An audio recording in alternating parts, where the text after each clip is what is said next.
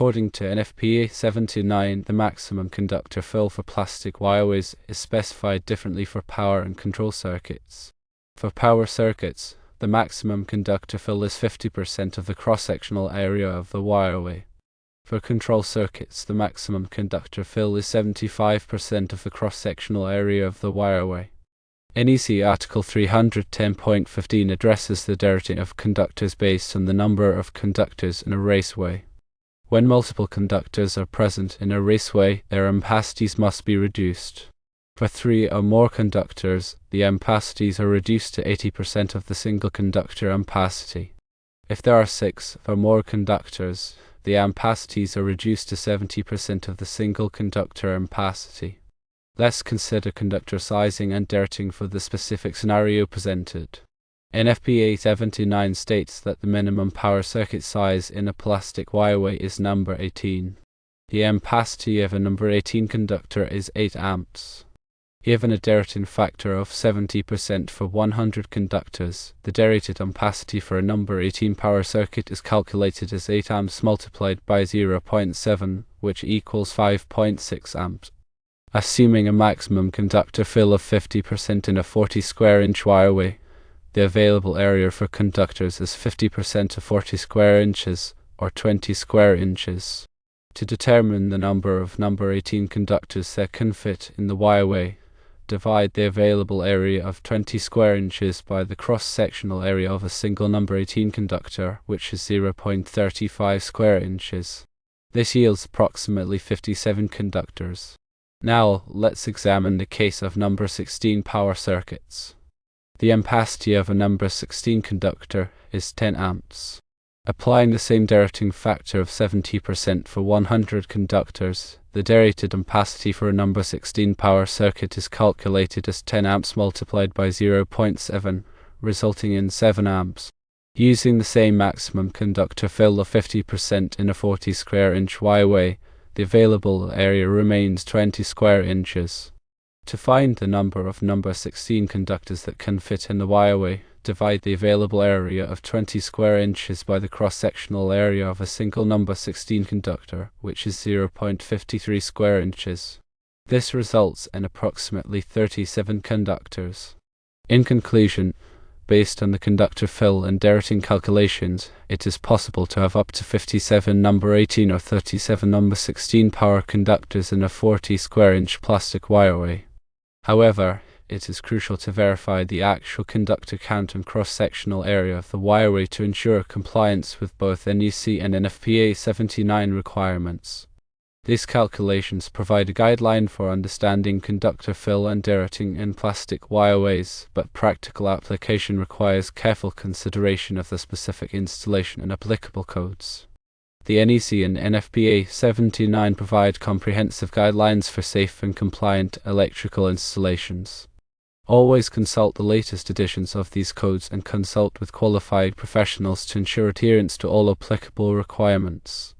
When determining conductor fill in wireways, several factors must be considered to ensure compliance with the National Electrical Code, or NEC, and NFPA 79 standards. These factors include the type of conductors, their size, the wireway's dimensions, and any applicable derating factors. Firstly, it is important to identify the type of conductors being used. Conductors are typically classified by their insulation type, such as THHN, THWN, or XHHW. Each insulation type has different temperature ratings and ampacity values, which must be taken into account when determining conductor fill. Secondly, the size of the conductors must be determined. Conductor size is typically expressed in terms of American wire gauge, or AUG. Common conductor sizes range from number 14 AWG to 4/0 AWG. The larger the AWG number, the smaller the conductor size. The cross-sectional area of each conductor must be known in order to calculate the total conductor fill in the wireway. Thirdly, the dimensions of the wireway must be known. Wireways are available in various sizes and shapes, including rectangular, square, and circular. The cross-sectional area of the wireway is a critical factor in determining the maximum number of conductors that can be installed. The NEC and NFPA 79 specify maximum conductor fill percentages for different types of wireways. Power circuits typically have a lower fill percentage than control circuits due to the higher current levels involved. Fourthly, derating factors must be considered. Derating is the reduction of a conductor's ampacity due to factors such as ambient temperature, the number of conductors in a raceway, and the presence of other heat-generating equipment. NEC Table 310.15 provides derating factors for various conditions. When multiple conductors are installed in a wireway, their ampacity must be derated to prevent overheating and potential fire hazards. The derating factor is applied to the conductor's original ampacity to determine the adjusted ampacity. The adjusted ampacity must be sufficient to carry the intended load. Once all of these factors have been determined, the conductor fill can be calculated. The conductor fill is the percentage of the wireway's cross-sectional area that is occupied by conductors. To calculate the conductor fill, divide the total cross-sectional area of the conductors by the cross-sectional area of the wireway. The resulting percentage must be less than or equal to the maximum conductor fill percentage specified by the NEC and NFPA 79. If the conductor fill exceeds the maximum allowable percentage, the number of conductors must be reduced or a larger wireway must be used. In addition to conductor fill, the bending radius of conductors must also be considered. The bending radius is the minimum radius to which a conductor can be bent without damaging the insulation or conductor. The NEC specifies minimum bending radii for different conductor sizes and insulation types. When installing conductors in a wireway, the bending radius must be adhered to in order to prevent damage to the conductors. Furthermore, it is essential to ensure that the wireway is properly supported. Wireways must be supported at intervals specified by the NEC and NFPA 79. Proper support prevents the wireway from sagging or becoming damaged, which could compromise the integrity of the conductors. Wireways must also be properly grounded. Grounding ensures that the wireway is at the same electrical potential as the surrounding equipment, which reduces the risk of electrical shock.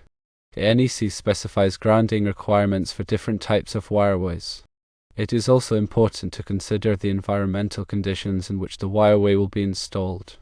Wireways installed in wet or corrosive environments must be constructed of materials that are resistant to corrosion. The NEC specifies requirements for wireways installed in various environmental conditions. In addition to the NEC and NFPA 79, local electrical codes may also apply. Local electrical codes may have more stringent requirements than the NEC and NFPA 79. It is essential to consult with a qualified electrical inspector to ensure compliance with all applicable codes. When selecting a wireway, it is important to consider the long-term needs of the electrical system. The wireway should be sized to accommodate future expansion or changes to the electrical system. It is also important to select a wireway that is durable and resistant to damage. A well-designed and properly installed wireway will provide years of reliable service. In summary, determining conductor fill in wireways requires careful consideration of several factors, including the type of conductors, their size, the wireway's dimensions, derating factors, bending radius, support requirements, grounding requirements, environmental conditions, and applicable electrical codes. By following these guidelines, you can ensure that your electrical system is safe, reliable, and compliant with all applicable standards. Always consult with a qualified electrical professional for guidance on specific applications. Remember, safety is paramount when working with electricity. Always de-energize circuits before working on them and follow proper safety procedures. The information provided here is for general guidance only and should not be considered a substitute for professional electrical advice. Always consult with a qualified electrician for any electrical work. They will be able to assess the specific requirements of your situation and ensure that the work is done safely and in compliance with all applicable codes. Electrical codes and standards are constantly evolving, so it's important to stay up to date on the latest requirements. This will help you ensure that your electrical system is safe and compliant. When working with electricity, always use the proper tools and equipment. Using the wrong tools or equipment can lead to serious injury or even death. Also, It's important to wear appropriate personal protective equipment, or PPE, such as safety glasses, gloves, and a hard hat. PPE can help protect you from electrical shock, burns, and other injuries. Before beginning any electrical work, take the time to plan the job carefully. This will help you identify potential hazards and ensure that you have the necessary tools and equipment. It's also a good idea to have a second person present to assist you and provide support. When working on electrical circuits, always disconnect the power supply before beginning any work. This can be done by turning off the circuit breaker or removing the fuse that supplies power to the circuit. It's also a good idea to test the circuit with a voltage tester to ensure that the power is off. Never work on live electrical circuits. Working on live circuits is extremely dangerous and can lead to serious injury or death.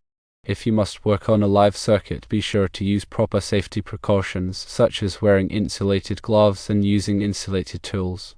Also, it's important to have a second person present to monitor your work and provide assistance if needed. After completing any electrical work, be sure to test the circuit to ensure that it is working properly.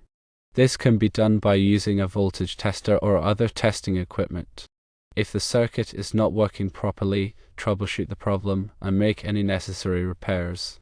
Remember, electrical work can be dangerous, so it's important to take the necessary precautions to protect yourself and others. Always follow safe work practices and consult with a qualified electrical professional if you have any questions or concerns. Electrical safety is everyone's responsibility. By following these guidelines, you can help prevent electrical accidents and injuries.